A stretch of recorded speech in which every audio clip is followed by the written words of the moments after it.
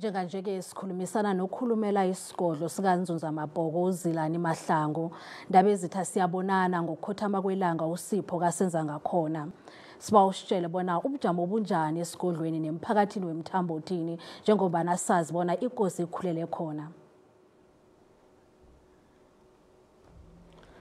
Ngiyathokoza mhashi, ngithokoze nababukeli bakho. Nokho-ke ngalesi sikhathi Thuli asisimnandi, akusimnandi. Na ungathi uyaqala toti notshani buchwabile ngendlela isimo singakhona. Mhathi ngatsho ngithi umntwana inkosi uSipho Mahlangu siye singakalindeli isitshaba sisararekile sibambe wangaphasi ukuthi siyokulilela kubani. Khulukhulu lapho mhathi bekabusa khona eNzunza-Mabhoko. Ngingatsho-ke ngithi isigodlo silimele sakwaMabhoko simzwile nomongameli nakatsho ukuthi silahlekelwe igudana, silahlekele umuntu osiphambili, silahlekele umuntu obekabone nobonele phambili leSouth Africa ukuthi arahe umthlago, hayi ngakwakhe kuphela, hayi esitshabeni sakhe esisodwa.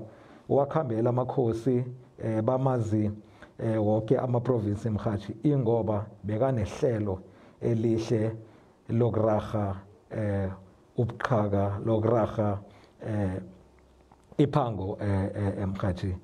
Sibonile ama-programs wakhe amaningi, ama-programs okutshala, afundisa abatsha, afundisa amakhosi ukuthi kwenziwa njani. Udlala enkulu indima emphakathini, hayi wakwaNzunza-Mabhoko kuphela.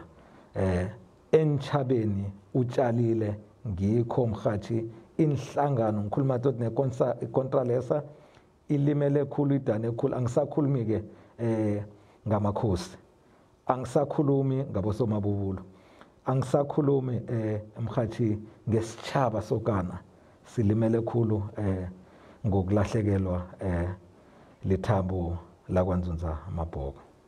Umgwezani angathanda ukuthini esitshabeni njenganje? Sitshaba okwanje amanzunza wonke sibawa ukuthi sibambisane, sikhathi sokubumbana. Siyazi thina ukuthi nokho asingilaba abanenhlanhla njalo.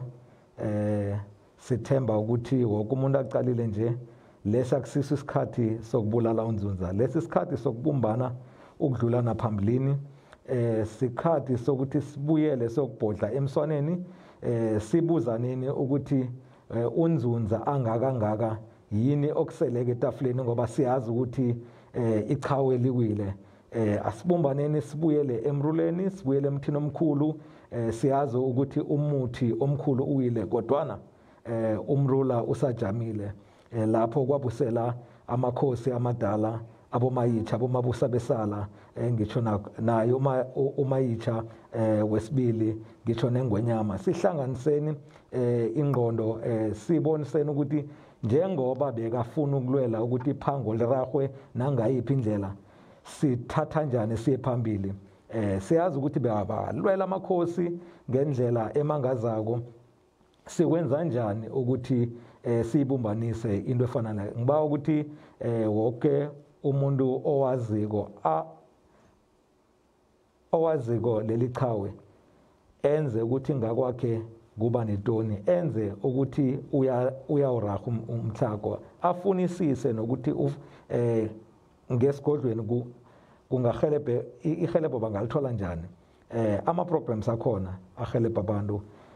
Indaba enkulu lelwazi, siyazi ukuthi bekafuna nokulisaphambili ilwazi ukuthi wonke umuntu azi ukuthi kwenziwani ukuraha ubuqhaka.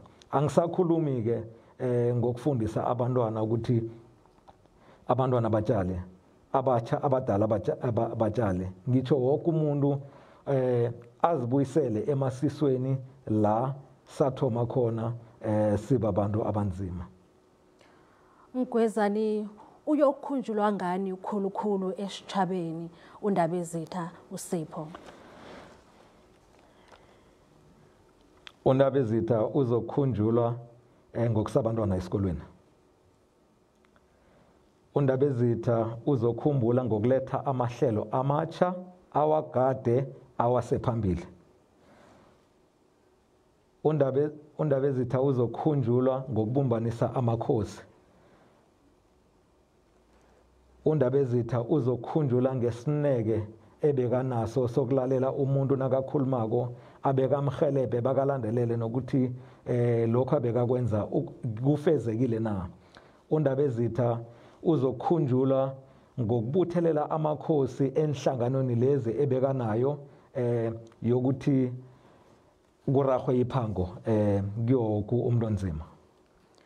Sithokoza kakhulu Mgwezani kwanga angaphola amanceba avulekileko esitshabeni.